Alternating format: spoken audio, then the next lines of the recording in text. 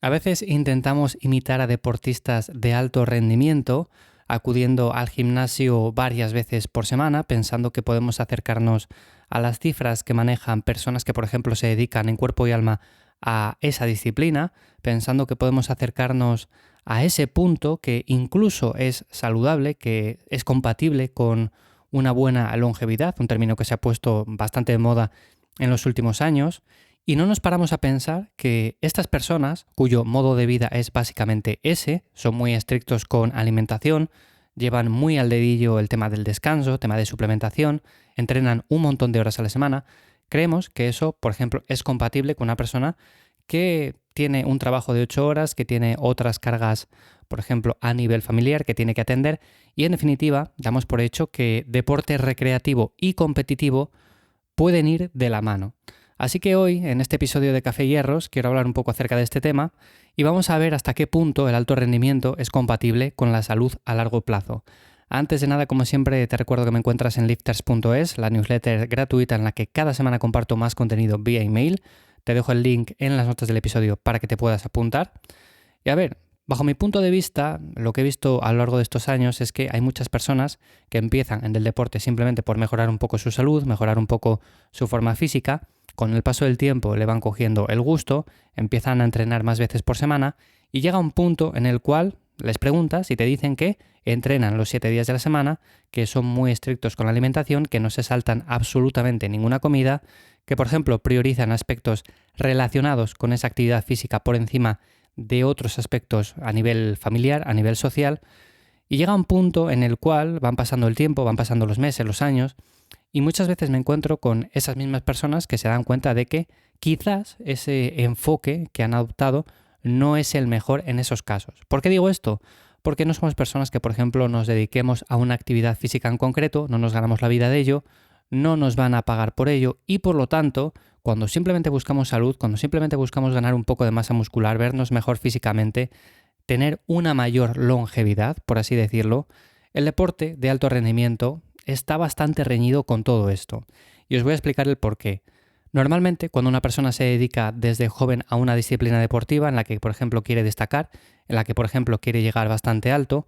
pues tiene que someterse lo primero a entrenamientos bastante extenuantes, muy intensos. Esto tiene bastante impacto en las articulaciones, en los músculos, en los huesos. Por ejemplo, no es lo mismo una persona que entrena 3-4 veces a la semana en un gimnasio que hace su sesión de fuerza de 45 minutos, una hora, en la cual poco a poco va haciendo una sobrecarga progresiva, que una persona que, por ejemplo, entrena casi los 7 días a la semana, que entrena 2-3 horas, que, por ejemplo, incluso tiene que hacer uso de ciertas sustancias para rendir más, para recuperarse antes, que, por ejemplo, luego tiene que priorizar otras técnicas alrededor del entrenamiento para que esa recuperación en las articulaciones pues, se dé de manera más eficiente. En definitiva, es muy diferente un entrenamiento con un objetivo y con el otro. Por otro lado, obviamente, siempre aparecen las lesiones y esto puede ocurrir tanto en una persona que entrena de manera recreativa como en una persona que entrena de manera competitiva. Pero en esta segunda es bastante más habitual, principalmente por lo que acabo de comentar, porque entrenamos más veces por semana, lo hacemos de manera más intensa, necesitamos mayor recuperación, necesitamos uso de ciertas cosas simplemente para que esa sobrecarga se dé de manera más eficiente. En definitiva, estamos mucho más propensos a tendinitis, a fracturas por estrés, a desgaste articular. Y luego, partiendo de esto, obviamente, los deportistas de alto rendimiento muchas veces se tienen que someter, a partir de estas lesiones, a ciertas cirugías o tratamientos agresivos para seguir compitiendo. Por otra parte, estaría el impacto en la salud mental. Normalmente, cuando entrenamos simplemente para vernos mejor, porque nos gusta, porque es una actividad que disfrutamos y simplemente lo hacemos con ese fin,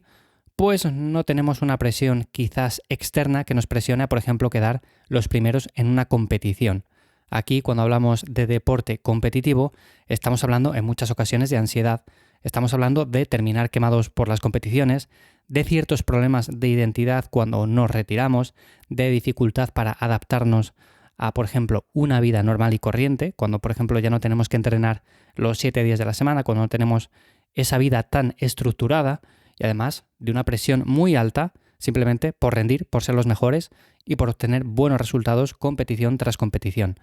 He comentado también el uso de sustancias y estrategias extremas. Esto está a la orden del día, independientemente de la disciplina deportiva que nos venga a la mente. Siempre está el tema del dopaje, siempre está el tema de ciertos suplementos, entre comillas, peligrosos para mejorar el rendimiento. Y por supuesto, si hablamos, por ejemplo, de otros deportes en los cuales tenemos que bajar de peso mucho, tenemos que subir de peso, tenemos que estar continuamente entrando en una categoría en concreto, bueno, pues ahí juega un papel fundamental la deshidratación, las dietas extremas, los desórdenes alimenticios, en definitiva. Como veis, es un cóctel bastante complicado de gestionar y que en muchas ocasiones no tenemos en cuenta cuando, por ejemplo, empezamos a entrenar o empezamos a llevar un estilo de vida con el cual queremos parecernos en la medida de lo posible a ese deportista de alto rendimiento que vemos en redes sociales. Así que a la pregunta de si realmente el deporte competitivo va de la mano con la longevidad, mi respuesta es que no. Normalmente cuando llegamos a puntos muy extremos hay un envejecimiento prematuro, hay ciertos casos de deportistas con enfermedades cardiovasculares, también está el tema de las lesiones, el impacto en la salud mental que he comentado antes. Obviamente esto no quiere decir que se dé en todas las personas y que el deporte en sí sea malo, pero ya he comentado en varias ocasiones que los puntos extremos normalmente son los peores en la mayoría de las ocasiones, es decir, no nos vamos al lado de esa persona sedentaria que no hace absolutamente nada en todo el día, que no se mueve, que no entrena, que no camina, que no come bien, y nos vamos a ir al lado opuesto de esa persona deportista, competitiva, que entrena únicamente para ser el mejor, que todas las estrategias que adopta en su día a día, semana a semana, son simplemente con ese objetivo y que, por supuesto, llega a un punto en el cual tiene que hacer uso de estrategias que están directamente reñidas con la salud para llegar a ser de los mejores en su disciplina. Así que la conclusión es que si, por ejemplo, quieres dedicarte a un deporte en concreto, sabes que tienes que pasar por el aro, sabes que tienes que, por ejemplo, dedicarte en cuerpo y alma a esto, sabes que además no es lo mejor para la salud, lo mejor para la salud es moverte, es caminar, es tomar el sol, es alimentarte de manera adecuada, es dormir lo suficiente, es entrenar fuerza de manera regular, haciendo una sobrecarga progresiva, pero obviamente cuando nos vamos a los extremos de decir no, yo quiero, por ejemplo, pesar no sé cuántos kilos, tener un montón de masa muscular, llegar a un porcentaje de grasa muy reducido, pues obviamente no va a ser saludable y cuando, por ejemplo, vemos a personas en redes sociales que se dedican a esto, que su modo de vida es ese, bueno, pues tenemos que tener presente también este tipo de cosas porque muchas veces podemos pensar o podemos empezar a creer que podemos llevar un estilo de vida similar y que incluso esto es algo bueno de cara a una mayor longevidad. Y como digo, este es un término que en los últimos años se ha puesto muy de moda. Quiero dedicar un episodio a hablar principalmente de este término y sobre todo de algunas cosas que considero bastante importantes para mejorar esta longevidad. Pero a la pregunta de si el deporte competitivo, el deporte de alto rendimiento, está reñido o es compatible con la longevidad, con una buena salud en general, bueno, pues bajo mi punto de vista hay casos en los cuales sí que se puede compatibilizar bastante